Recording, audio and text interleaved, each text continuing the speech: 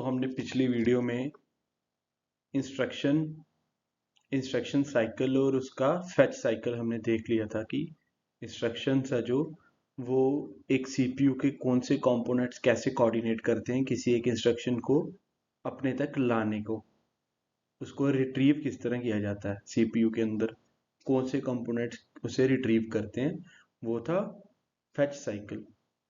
तो अगर आपने वो वीडियो नहीं देखी है, वो पहले आप इसके पहली वाली वीडियो देखो, फिर आप यहाँ ये वीडियो आपको समझ में आएगी। तो अब वो सीपीयू में इंस्ट्रक्शन आ गया हुआ है, अब हमें उसे एग्जीक्यूट करना है। तो अगर आप यहाँ पे देखो,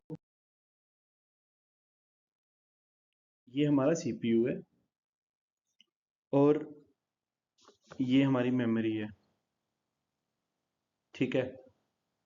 अभी देखिए, मैंने आपको बताया कि वो सीपीयू के अंदर इंस्ट्रक्शन रजिस्टर में वो इंस्ट्रक्शन आ गया हुआ है। फॉर एग्जांपल वो इंस्ट्रक्शन ये रहा, ठीक है।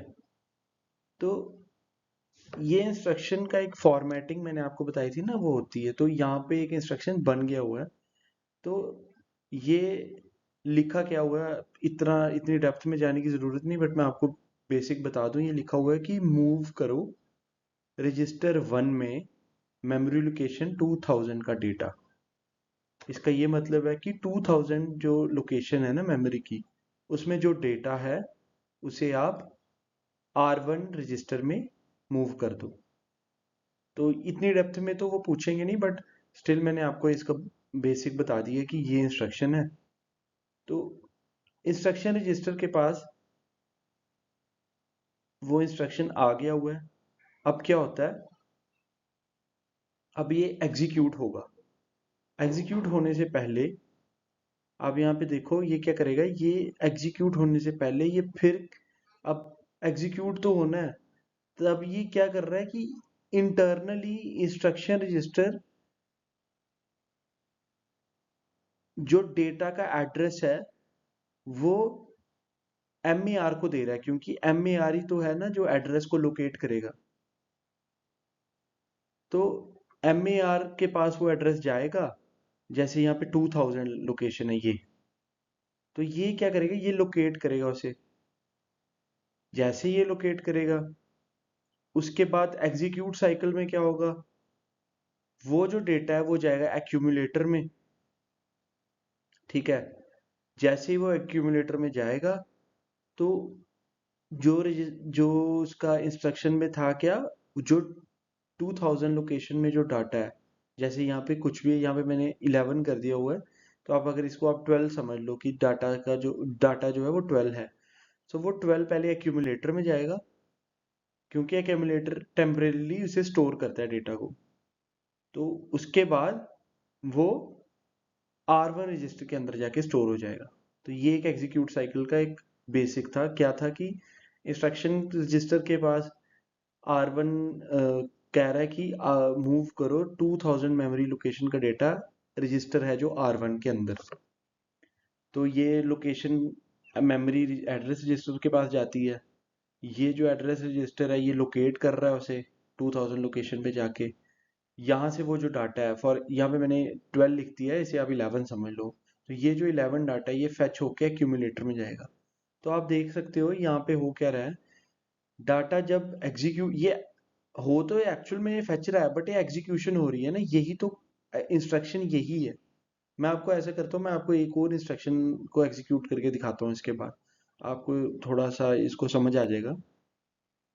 इंस्ट्रक्शन है ना ये, तभी तो ये लोकेट कर रहा है। क्या पता यहाँ पे इंस्ट्रक्शन कहता कि नहीं, हमें मेमोरी को इस डाटा को मूव नहीं करना है, क्या पता वो कहता है कि बेसिक ऐड कर दो, तो हम तब शायद जाते ही नहीं ऐसे लोकेट करने, ठीक है। तो यहाँ जाकर वो फेच होके एक्यूमुलेटर में आया, एक्यूमुलेटर के बाद टेम्परेली यहाँ पे स्टोर हुआ, उसके बाद वो R1 में चला गया। तो ये हमारा एक एग्जीक्यूट साइकिल हो गया।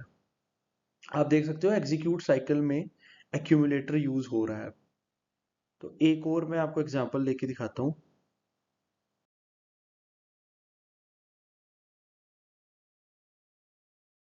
ओके, अब यहाँ पे देखो, यहाँ पे एक इंस्ट्रक्शन है सपोज करो फैच साइकिल में हम इंस्ट्रक्शन रजिस्टर के पास ये इंस्ट्रक्शन आ गया कि कह रहा है कि ऐड करो।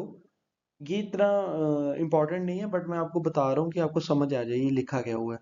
यहाँ लिखा हुआ है ऐड R1 कॉमा ब्रैकेट्स में लिखा हुआ 2000, ब्रैकेट में लिखा 1000। इसका ये मतलब है कि जो वैल्यू है 2000 लोकेशन में और जो वैल्यू है 1000 लोकेशन में मेमोरी की, उसे ऐड करो और R1 रजिस्टर में सेव करो। ये इंस्ट्रक्शन है।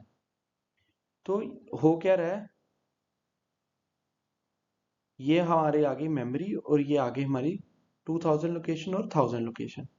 अब क्या हो रहा है, ये फिर से एड्रेस दे रहा है। ठीक है, ये एड्रेस देगा।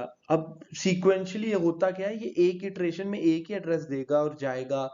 फिर एक एड्रेस यहाँ पे सेव, उस पे जो डाटा है वो यहाँ पे आएगा, फिर दूसरी में दूसरी बार फिर जाएगा। पर ये जाएगा बहुत फास्ट। तो मैं आपको एक बेसिक जो आइडिया बताता हूँ वो ऐसा है कि देखो, यहाँ से एड्रेस यहाँ पे गया, पहली बार एक एड्रेस जाएगा, वो यहाँ पे जाके लोकेट होगा और वो यहाँ पे जाके फैच हो जाएगा। फिर क्या होगा, फिर दूसरा एड्रेस जाएगा, दूसरा लोकेट होगा, फिर वो जो डाटा है वो एक्यूमुलेटर में फैच होगा। एग्जीक्यूट साइकिल में आप देखो एक्यूमुलेटर यूज हो रहा है। ठीक है, उसके बाद एक्यूमुलेटर में जाके वो अरिथमेटिक सर्किट में जाके, जिसको ALU आप कह सकते हो, यहाँ पे जाके ये जो डेटा है ना, यहाँ पे एडिशन ऑपरेशन हो रहा है, जो मतलब अरिथमेटिक ऑपरेशन जो होता है वो ALU में होता है या अरिथमेटिक सर्किट में होता है, वो यहाँ जाकर ऐड कर देगा उसे। ऐड करने के बाद वो जाके R1 में सेव हो जाएगा। यहाँ पे मैंने कंट्रोल यूनिट का नहीं डाला हुआ है ब्लॉक, बट कंट्रोल यूनिट ही है जो इसे कोऑर्डिनेट कर रहा है, कि जो इसे बता रहा है कि भाई एक्यूमुलेटर में डाटा सेव करो, एक्यूमुलेटर के बाद अरिथमेटिक सर्किट में जाओ, क्योंकि वही तो डिकोड कर रहा है ना इस इंस्ट्रक्शन को। तो कंट्रोल यूनिट ही बता रहा है कि अगर एक्यूमुलेटर में आ गया हुआ है तो उसके बाद क्या नीड है ऑपरेशन करने की, एडिशन की, या नहीं है। अगर है तो यहाँ भेजो, अगर नहीं है तो आप डायरेक्ट यहाँ भेज दो। ठीक है, जैसे तो ये दो एग्जीक्यूट साइकिल थे। मुझे लगता है आपको थोड़ा सा इनके, जो मैंने आपको थ्योरेटिकली पहले इनके कंपोनेंट्स के बारे में बताया था, वो इससे क्लियर हो गया होगा। सो आगे वीडियोस में मैं आपको और इंटरप्ट और इंस्ट्रक्शन साइकिल में जो इंटरप्ट यूज होते हैं ना, उनके बारे में बता दूंगा। Thank you.